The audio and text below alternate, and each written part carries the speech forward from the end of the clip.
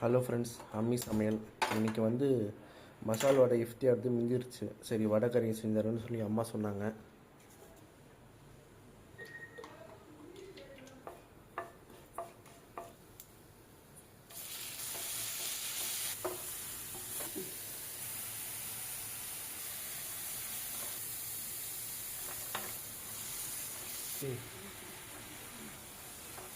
இஞ்சி பூண்டு ஆட் பண்ணிக்கோங்க.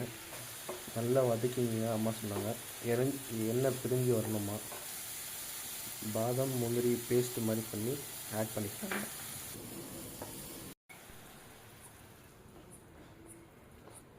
இது கொஞ்சம் வார்ம் ஆகிட்டோம். அப்படியே மசாலோட இதோட மிக்ஸ் பண்ணிக்கோங்க. ஒரு 10 மினிட்ஸ் இதில் குக் பண்ணி விட்டிங்கன்னா நல்லா சாஃப்டாக நல்லா ஆகிடும். வடைக்கறி ரெடி ஆகிடும். வடைக்கறி ரெடி ஆகிடுச்சு.